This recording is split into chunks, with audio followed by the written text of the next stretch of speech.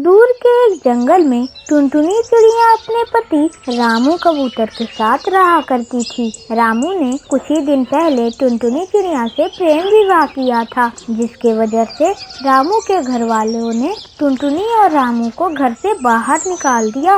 अरे रामू जी, अब हम लोग कहाँ रहेंगे? आपके परिवार वालों ने तो हमें घर से बेघर कर दिया। अरे टुनटुनी, तुम डरो नहीं, ये बहुत बड़ा जंगल है, यहाँ पर हमें कोई ना कोई काम तो मिल ही जाएगा और रहने के बाद हम एक किराए पर मकान ले लेंगे। अब चलो यहाँ से चलते हैं और कहीं रहने का आसरा ढूंढते हैं। फिर टुनटुनी चिड़िया और रामू कबूतर जंगल के सबसे अमीर सेठ शंकर ठाकुर नाम के एक कौवे से किराए पे एक मकान ले लेते हैं। चलो रामू जी, हमारा एक काम तो हो ही गया, बस अब आप जाओ और घर का राशन ले आना और थोड़ा काम भी ढूंढ लेना, तब तक मैं घर को सजाती हूँ। फिर रामू कबूतर काम ढूंढने निकल जाता है और बहुत जगह इधर उधर घूमने पर उसे काम मिल जाता है। फिर वो काम खत्म कर राशन का सामान लेकर घर आ रहा था। थोड़ी देर में वो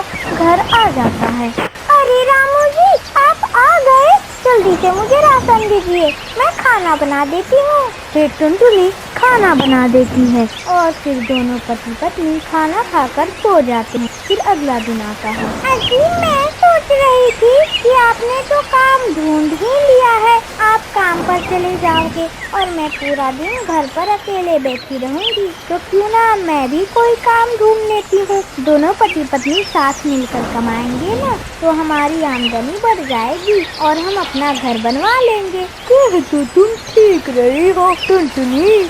फिर कुछ दिन बीत जाते हैं, सब कुछ ठीक चल रहा था, लेकिन एक दिन टुनटुनी चिड़िया अपने पति से कहती, अरे सुनो जी, मैं माँ बनने वाली हूँ और अब मैं आपके साथ काम पर नहीं जा सकती। टुनटुनी चिड़िया की यह बात सुनकर रामू कबूतर बहुत खुश होता है और अब रामू कबूतर अकेला ही काम पर जाया करता था। इसी तरह कुछ दिन बीत जाते हैं। एक दिन अचानक से सेठ शंकर ठाकुर कौवा रामू कबूतर के घर आता है। अरे रामू, चल जल्दी अपने घर से बाहर निकल, मुझे तुझसे जरूरी बात करनी है। सेठ की आवाज सुनकर जल्दी से टुनटुनी चिड़िया घर के बाहर आती है और कहती है, अरे सेठ जी, आप यहाँ? मेरे पति रामू तो अभी काम पर गए हैं, क्या काम है आपको? आप मुझे बता दीजिए, मैं उनको बता दूंगी। हाँ अच्छा ठीक है, क्या है ना, तुम्हारा पति जब घर आएगा तो उसे बोल देना कि अब से घर का किराया दुगना लगेगा, उसे इस मकान में रहना है तो दुगना किराया देना पड़ेगा। इतना बोलकर सेठ शंकर ठाकुर कौवा वहाँ से चला जाता है। शाम में जब रामू कबूतर घर आता है तो टुनटुनी चिड़िया उसे सारी बातें बताती है। रामू जी, अब हम क्या करेंगे? हम दुगना किराया कैसे देंगे? और मैं भी आपके साथ काम पे नहीं जाती, हमारी आमदनी भी घट गई है और हमारे बच्चे भी आने वाले हैं। क्या हमारे बच्चे हमारी तरह ही जंगल में भटकेंगे और बेघर हो जाएंगे? रामू जी।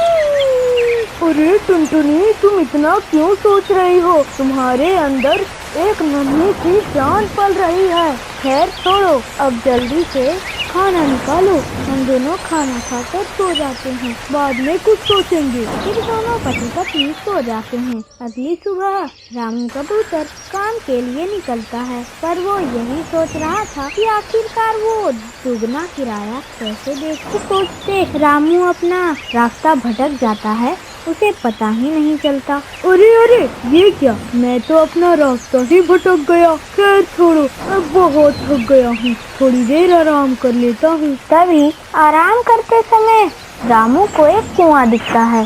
अरे ये कुआं?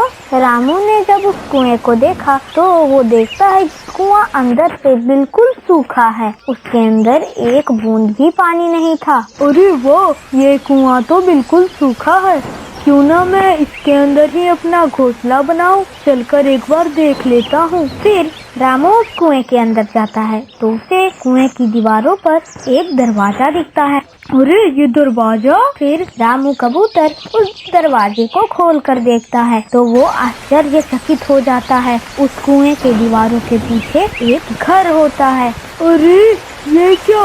ये तो पूरा एक घर है। अब मैं इसी में टुनटुनी के साथ रहूंगा। जल्दी जाता हूँ और टुनटुनी को ये बात बताता हूँ। वो तो बहुत खुश होगी। फिर जल्दी से रामू उड़ता हुआ टुनटुनी के पास जाता है और उसे ये बात बताता है। क्या क्या कुएं के अंदर घर? अरे हाँ टुनटुनी, सच बोल रहा हूँ मैं। अरे बस सवाल बंद करो और जल्दी से ये अपना बोरिया बिस्तर समेटो और चलो वहाँ। हाँ चलिए। फिर टुनटुनी चिड़िया सारे सामान और कपड़ा लेकर उस कुएं के पास जाती है। जब वो कुएं के पास जाती है और कुएं को देखकर वो भी हैरान हो जाती है। फिर धीरे धीरे वो लोग नीचे जाते हैं और कुएं के अंदर कमरा देख टुनटुनी चिड़िया हक्की बक्की रह जाती है। उसे समझ में ही नहीं आ रहा था कि ये सच है या फिर सपना। तभी कुएं में से एक आवाज आती है। टुनटुनी बेटा, ये कुएं का घर बस तुम्हारे लिए है। तुम मेरी बहुत आराधना करती थी ना।